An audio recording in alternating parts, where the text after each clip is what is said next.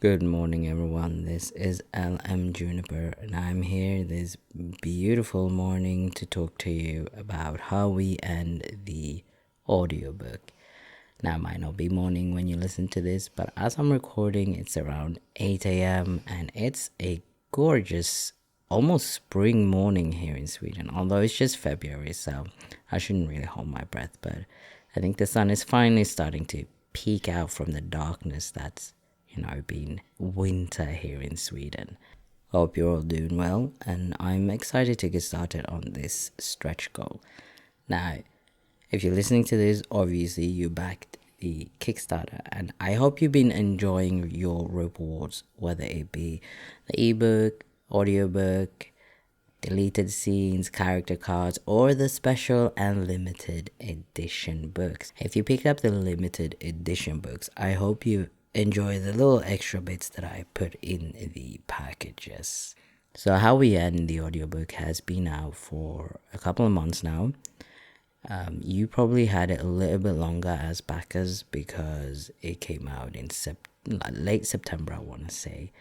And although I published it to find a way voices is a really difficult word to say for me as a Swede, because the W and the V sounds are like the same sound in Swedish. So I uploaded it to Find a Way Voices in the 22nd of October, but it takes around 14 to 45 days to get it approved on Find a Way and the other big marketplaces. I'm just gonna call it Find a Way from now on. So you guys probably had it a little bit longer, and I do hope you've enjoyed the audiobook, because I thought I was going to feel some kind of way listening to the audiobook, but I actually, once I got over the initial cringe, because it's always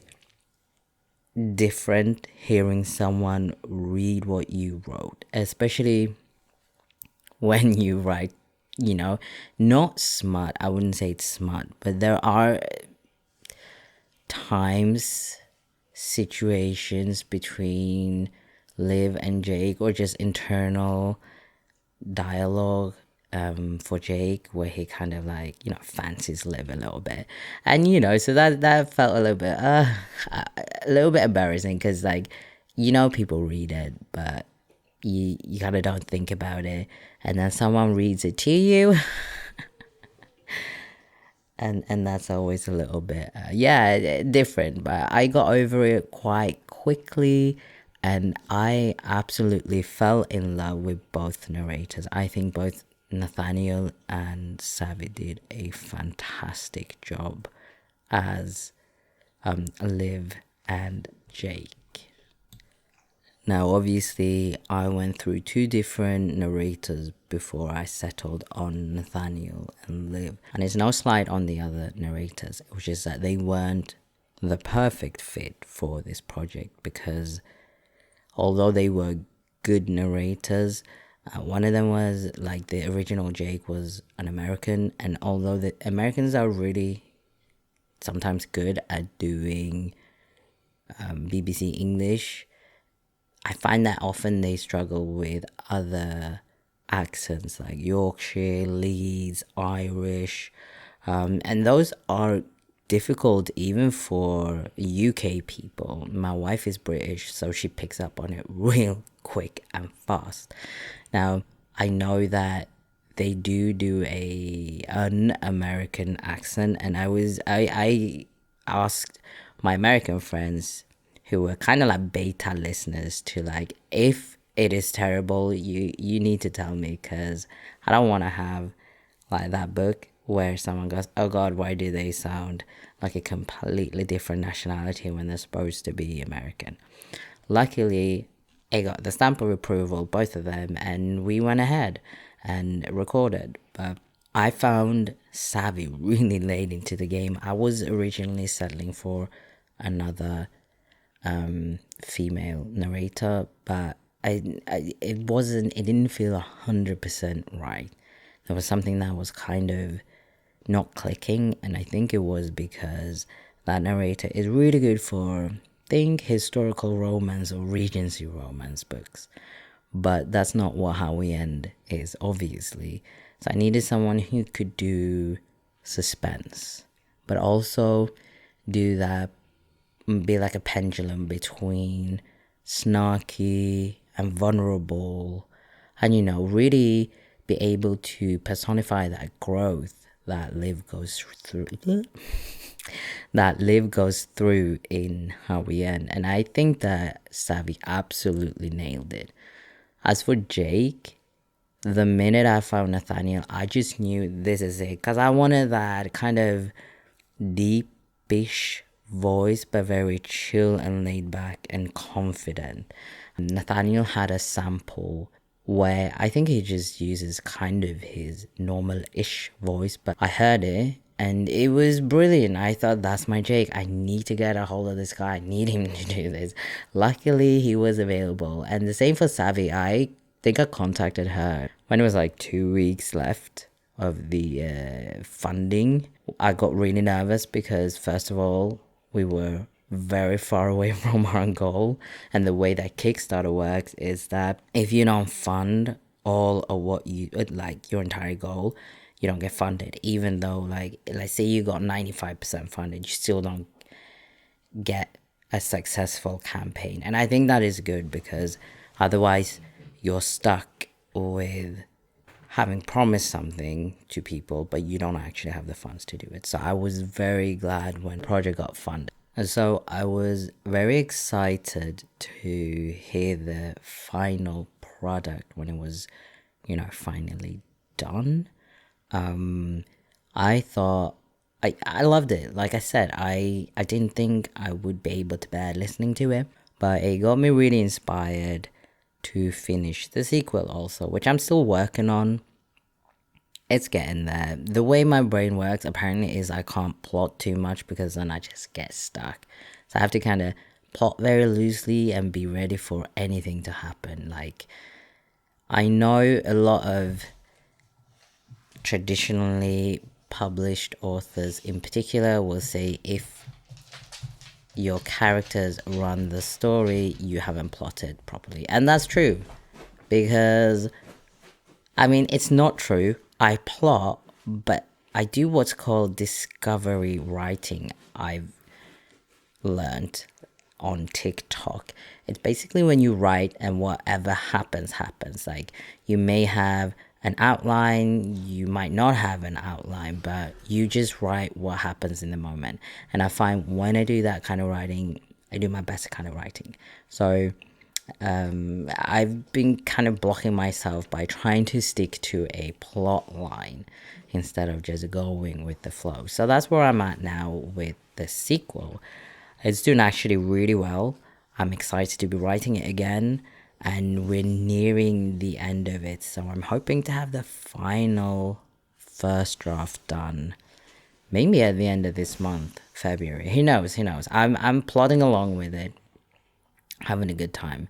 But back to How We End, the audiobook. Yeah, it was fantastic hearing the story brought to life and really feel the characters brought to life. I think both Savvy and Nathaniel did such a great job with bringing out everyone's personalities and really making you like them and feel for them and root for them. And I think as an audiobook, it elevates the writing. If I may, be so bold to say, I enjoy my own writing. Otherwise, I wouldn't try to publish a book. I wouldn't, write a story I wanted to read and publish it if I didn't think I was good enough. And I hope that doesn't come off as boastful. It just is what it is. No, it's not bragging. Why am I digressing about this? I'm proud of my own writing. I feel like Nathaniel and Savvy improved it so much. Like, it really enhanced the story having them perform it, and they put everything into it. I'm very proud of it. I'm very proud of them. I'm proud to have been working with them and them taking on my project, because I did talk to some narrators. One of them quite famous. I didn't realize they were quite famous. And they got super pissy pantsy because they had to do, I wanted them to do a demo. I wanted them to do like a test read. Everyone else had done it. I need to know, like, yeah, you can read that book, but that doesn't mean you can read my book the way I want you to. And, you know, that's evident in how many narrators I had to sift through to get to these two. And so this narrator was like, you know, I contacted them via their website and asked, hey, you know, I said, this is me, this is my project. I'd be really interested to working with you. You can check everything out at this website. You know, please let me know if you're interested. They contacted me back and said, oh, hey, yeah, I'm really interested. It sounds like a really cool project, blah, blah, blah. And I replied that, oh, I'm really happy to hear that. Would you mind recording a test snippet? Now, on Finder Way Voices, they have this like, oh, so you do 3 minutes, like so and so many words. And so I pasted the amount of words in sections. But I thought, and this is partly my fault because I did not communicate really well. I thought they would understand that I meant like, I want you to do, like, pick one of these that you feel like you can do. But they thought I meant that they should do everything, like read the entire, which obviously was my bad. That's my dog walking around in the background, by the way. Yes, it is a Karma dog. Yes, it inspired Saga. Karma. Saga is our cat. We have too many pets. But either way, so they got really upset and said this would be like 10 minutes long. And also there's a Louisiana accent and I have to do research on that. And, you know, this is why I don't work with indie authors. I was just doing this to be nice. That kind of put my back up. Because the thing is, after I sent the audition, I was like, oh my God, wait, I recognize his voice. And then I went through one of my talents, because I do work in the tube like Jake, is that because we communicate via radio and the only thing I can identify people with are voices at work, I have this knack for recognizing voices. And so I went through all the voices in my head and I was like, it's that one. I need to check out this book. And it was that one. And I got a little bit starstruck because I was like, oh my God, they're talking to me. And oh shit, why did I ask them for an audition? Like, they read this book, which is traditionally published. Traditional publishers has way more money than me and way more influence. I'm a nobody in comparison. And so then I got that reply and I was obviously very taken aback. And I apologized and I said, obviously, I didn't say obviously, I apologized and I said, I didn't mean to offend you. I meant that, you know, you could pick one of these. But at the same time, I'm not a pity project. How we end is definitely not a pity project. Like, I didn't say that, obviously, but that was what went through my head and my emotions is like, this ain't a pity project for you to, like, be a good Samaritan.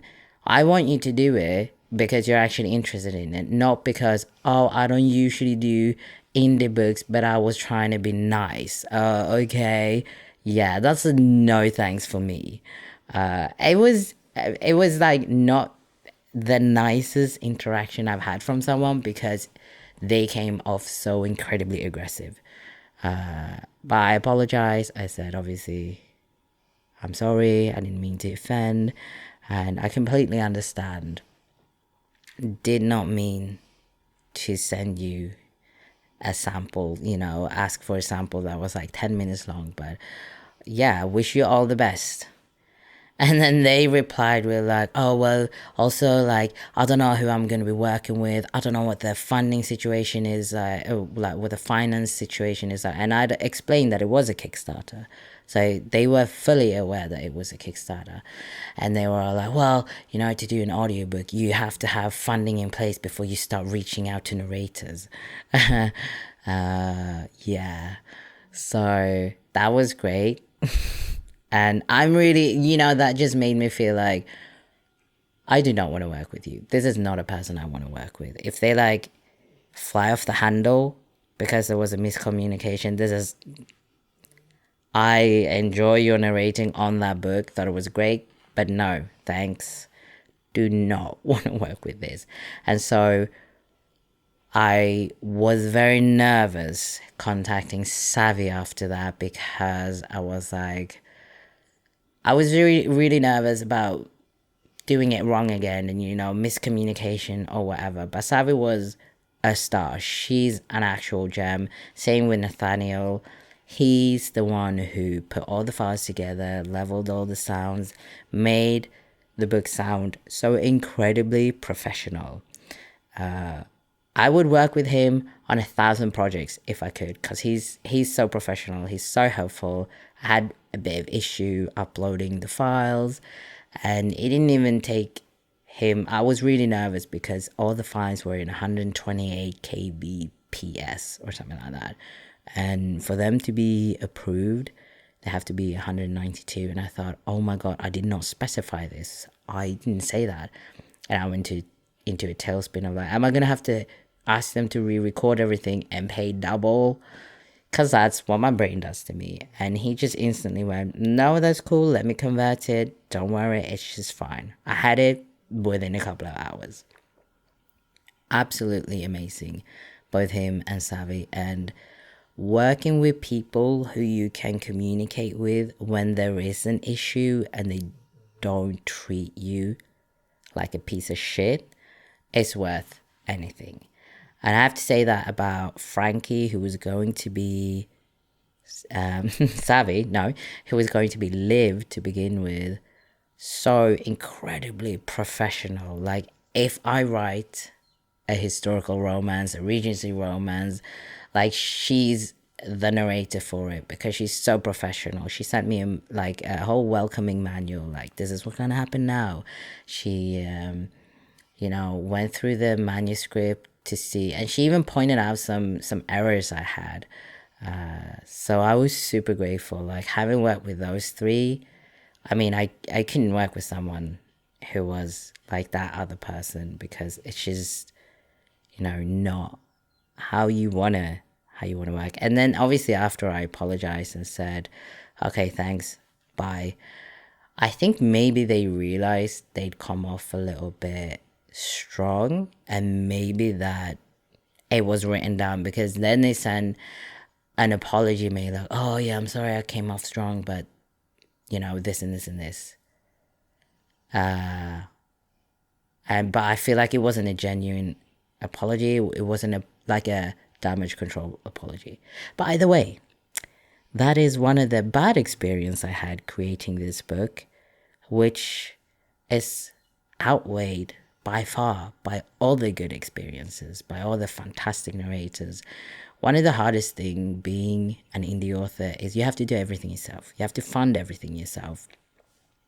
And you have to do all the work. It's marketing, writing the book, you have to do all the admin, taxes, everything. You have to know a lot of things, and I think a lot of people don't understand that. It's not just writing. I do my own covers, I do my own promotional material, videos for TikTok. We indie authors, we do everything. And so with this, it was a very steep learning curve, but I was very lucky to have Nathaniel guide me through the whole thing. And so I think the next project, if I do another audiobook, obviously I want to do another audiobook, but it's expensive, and I'm not a millionaire, so we'll see about that. We'll see how it goes, how well the audiobook sells, if I can earn enough to produce another one, which is why I'm trying to keep the word count down on the sequel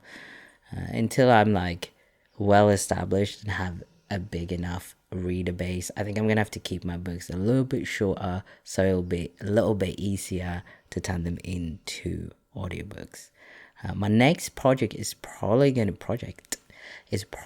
to be How We Began, because it's a short book. I think it's like 17 or 20,000 words long, so I don't think the audiobook would be too long. And judging by the royalties I got in December, audiobooks do quite well. If you're an indie author, getting your book turned into an audiobook will definitely help. But it's also very expensive. Unless you are someone who can read it yourself, then good for you. You can do it yourself, upload it, and boom, have a second income. I can't read an audiobook myself because, first of all, English is my second language, so I can't do all the accents that need to be done. If I try to do an American accent, I sound like a drunk German person, and that is no lie. Which is a trait I have given to Liv, if I remember correctly. Someone asked me who or if I am Jake. And another one said, oh yeah, I really see that you are Jake. And, I really hate to burst everyone's bubble, but I'm definitely not Jake. Jake is much nicer than me. He's also much taller and buffer than me. I am not buff. I'm like the couch potato, and I'm happy that way. But I think as authors, we have a tendency to sprinkle in our personalities, our experience across a whole cast of characters. I don't think there's like one character that we definitely are. But yeah, Jake is much nicer than me. He's more handsome, taller. He does have a few of my peculiarities that we can agree to. But if I had to definitely pick a character or two characters, it'd have to be Liv and Noah. Those are the two characters who I probably have the most in common with. Now, another question I was asked is if I'm a prepper, relating to obviously Jake's prepperingness. And I would like to say yes. I want to say that yes, I am 100% prepared. I am not 100% prepared. I am very calm in really scary and hectic situations, but I think that's more a side effect from work, because when you work in the tube, you do experience situations where you have to keep a level head and just get on with work. So I think when things happen, I go into work mode and I don't react like a normal person because I'm in work mode brain, and so I do what needs to get done. But I'm not a prepper. We do have bug out bags, but our stuff is like, oh, this expired 2 years ago. So we definitely need to update our bug out bags. But the issue is, ever since COVID, people have been, prepping themselves. A lot more people have been prepping. Getting MREs was kind of not too expensive, but now it's really expensive. And obviously, if you're going to prep, you need a lot of storage. We live in a flat. We do not have a lot of storage. And we have 2 big mastiffs. So I reiterate that we do not have a lot of storage. But we have tens, newbie bugger bags, and I grow a lot of things on my balcony, much like Jake. I think that's the one thing we have in common. We're very good at growing, things. I grow tomatoes, pumpkins, onion, cabbage, microgreens. What did I have last year? Oh, potatoes. I did a lot of potatoes last year, which reminds me, I should go and check later on. I want to grow purple potatoes. That's one thing that's more common in the US than here. And when I was going to buy it, it was right before Christmas, and I had other people to spend money on them myself. So I'm going to check. I hope they haven't sold out, because they are very rare here in Sweden, the purple potatoes. That's what I definitely want to grow this year. Pumpkins, I grow it mostly for the flowers. I use the flowers in a lot of salads and in a lot of foods. And a couple of years ago, we had so many pumpkin flowers. We picked them and we put We put this crazy cow cheese in it. What's it called? It's like a red cow on the package. We took those little cubes. Oh no, maybe I took. No, I grated Parmesan cheese, and I think I had cream cheese in it. And then I put it inside the flour, rolled it in panko, like this breadcrumb panko deep frying mix situation thing. We deep fry them, and oh my god, they were so good. Yeah, so yeah, I do grow a lot of things. I wouldn't call myself a prepper. If the apocalypse happened, I would know how to grow food to survive. But the more I think about it, I think, realistically, an apocalypse where, I don't know, let's say 90%, or even if it's just like 50% of the world's population dies, I'm not sure I'd be one of them who survives. Genuinely, because first of all, I'd probably get, if there was zombies, I'd get caught. I'm clumsy, I'm loud, I also have no control over my reactions. Like, I will shriek when I get scared. I think that would be hard to get out of. Also, I think I'd be scared, very scared. I don't know. I might make, my wife is hardcore. She would definitely make it, but maybe she'd keep me alive, but I'd probably get us dead by, I don't know, walking around the corner face first into a zombie and screaming and alerting everyone. I don't think I would survive my own zombie apocalypse. Would I survive the Red Death? Probably not. They're fast, they're smart. There are a lot about them that's very unpleasant. Yeah, I don't think I would survive. I don't know. How do you think you would survive the Red Death or the Lim 1 virus? Let me know in the comments. This will be on YouTube, so if you're on YouTube, you can comment, and follow and like, subscribe, all that good jazz. But yeah, let me know in the comments. Now, if you can hear snoring in the background, that is indeed one of my dogs, or maybe even two of them. I can't really hear because I got headphones on. But I've also been asked a lot about my writing process and publishing as an indie author. Now, I think I spoke a little bit about it earlier, or was I've tried to record this like 5 times, but I write because I work 60% in the tube. I write whenever I can. Whenever I have a moment to write, I write. I keep a notepad with me. Now, I know you can use your phone, yes, but the thing I like about using a notepad is that I write it down whenever I have time. I'll write my things down, like thoughts and scenes.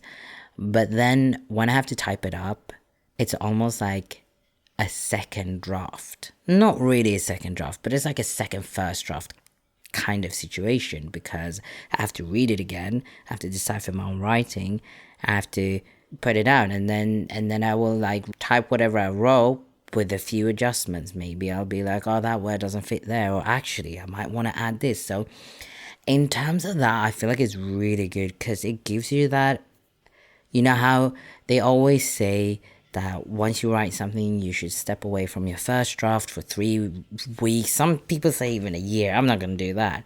I step away from it for a couple of weeks and then I come back to it. But it's kind of like that. You write it down, you step away from it, and then maybe you don't type it up until the next day or 2 days after, or at the weekend. Then you had time away from it and you're like, actually, this thing would be better. And now I know some people say, don't edit while you write because you might never use that. And I know, but that's not how I work. It's just not how I tried it. And the thing is, my brain is then stuck on the fact that up there I have a sentence sitting that is awful. And I know that I'm going to have to go back to it and correct it and trying to figure out what was my emotion in the moment. What was I thinking in the moment? And that is really hard when you have 124 words with, I don't know how many sentences that is, but it's difficult for me. I do not work in the way that I can go back and just go, oh, I'll just sort of like this. For some things I can, but for the majority of a script, I cannot. I have to at least feel like, okay, this sentence makes kind of sense. I have been doing the whole NaNoWriMo thing where I just write, I don't edit. But when I compare it to the things I have written before, it is pretty awful. And I know that obviously if you supported the Kickstarter, you know there's deleted scenes. That's a whole bunch of them. And yeah, that is time wasted. But what I kept has not changed a lot. So that's just how I write. So I use a notepad. I write everywhere and whenever I have a moment, on my way to work, on my way from work, when I turn my train around, I have breaks, and then I come home and work. I do a little bit of editing while I write, and I'm not saying that I edit a whole chapter. I edit I'll read through so I know what I'm doing, and then if I see something, I will tweak it. Because I do that continuously, so every time I come back to my chapter, I will read through it to kind of, that's just how my memory is kind of bad at the best of times, and so sometimes I don't know what I've written, so I have to read through my chapter to know, okay, where am I starting, where am I at, what's gonna happen. And so if I work on a chapter, so this past Jake chapter that I'm working on, chapter 25 in the sequel, I've been working on for a couple of days, and every time I go back and I read it, I'm like, okay, and then, oh no, that didn't sound right, so maybe I change one word, 2 words, who knows, and then I keep writing. So my first draft is pretty well edited for a first draft, and obviously once it's done, I let it rest for a couple of weeks, then I get back to it, and I still have to work on it, but I feel like I don't need that much work before I send it out to my alpha reader, Sarah Leons Fleming, who by the way is amazing and supportive and fantastic and a lovely person. And she has to sit through the first draft, and she does amazingly with it. She gives me pointers on, there's a plot hole here, what if you phrase it like this. I will also put in comments like if I've written a sentence but I'm not happy with it, but I just don't know, my brain cannot handle it anymore, I will highlight it for her and be like, I want to say something like this, but this is awful, can you please help me? And she'll help me with it. So that's my, I guess, if this was an advice thread, advice with Elm podcast, then my suggestion would be try to find other writers who you can exchange work with. So beta for beta, or I don't know, I sensitivity read her stuff because she's writing about LGBTQIA people in her book, and some BIPOC people, and that's personal experiences I have, and I do know a lot of things on the subject, and I will give her pointers, and then whether she takes it or not, that is up to her. As an indie author, do not see other authors as your competition. Other authors are not your competition. They're your support net. They're your peers. If you find something that is doing well, but you're like, what? I don't understand why this is doing well. Read the book and find the parts that you love. And instead of being like, I'm never going to be able to write like this, look at what it is about that scene that you absolutely love and learn from it. When you do that, you're going to start seeing everyone as your peer, as your mentors, and not your competition. It's the best way to view other authors. You help each other out. If you help your fellow authors out, they're going to help you. And if they don't, well, that's okay too. You don't just help to help. So I would say find other authors, build a community, and just write. I also obviously write to market, but that isn't what it used to be anymore, because the market used to be gatekept by traditional publishing. So writing to market is kind of a floofy concept right now, because the market isn't just traditional publishing anymore, at least not for me. And so I can go in and I can see what is it.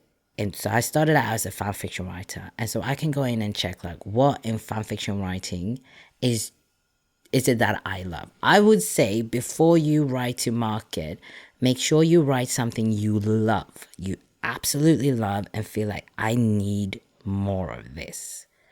If you do that, your book is no doubt going to do really well. So write something you love, find something that is to market. So I've been writing fan fiction for over a decade, so I know what people like. I know that a lot of people like a little bit of tension, slow burn. They love getting pulled along and having to wait for it. They love those sweet moments between the two characters or more, when it's like you can almost touch the chemistry between them. It's this dance and people will die for it. Like I will literally melt for slow burn, where it's like you see them just looking at it, you know it's gonna happen. You two need to kiss. You're making me wait for it, but I'm here for it. I'm gonna give you all my money. So that's what I did. So I took something I loved, I took all my favorite tropes from fan fiction, and I put it in a genre that needs diversity, that needs, more queer people, more BIPOC main characters. So find also a niche, right? To market, find a niche that isn't overly saturated or oversaturated, which is what I did. So obviously the post-apocalypse genre isn't what everyone would think of as diverse and welcoming to trans authors and BIPOC authors, and definitely not trans BIPOC main characters. With a mostly BIPOC cast. Diversity is not really a thing in post-apocalypse. And so I just wedged myself in there and was like, y'all need to read this diverse post-apocalypse. And it's hard. It's difficult work. Me and Sarah have had this conversation that it is tough, because trying to sell this to the regular crowd is really tough. They don't really want it. A lot of them, it's kind of said in there, well, I want military Jack. And the queer crowd isn't super into it, because we've already had really bad experience within the post-apocalypse dystopian genres. So we're not really open to it, because we don't trust that it's going to be a nice experience. So, but like Sarah said, it's needed. This genre needs it, and if we're not doing it, no one is going to do it.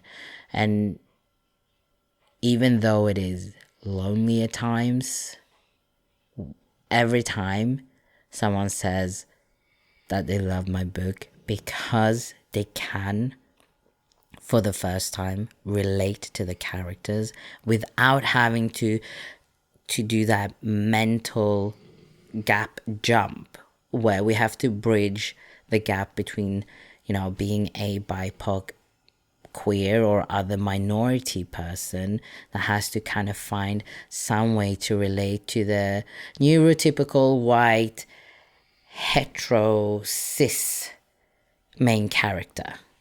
And I think that's important.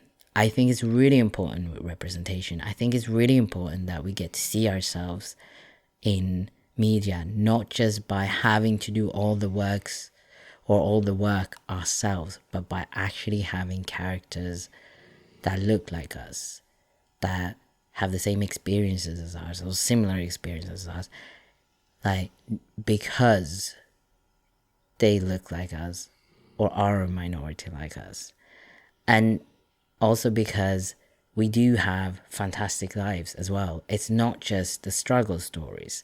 I don't think it's wrong writing the struggle stories as well, but that's mainly what's been seen in mainstream media up until very recently. It was, never happy endings for queers. We always have the kill your gays off, etc., etc.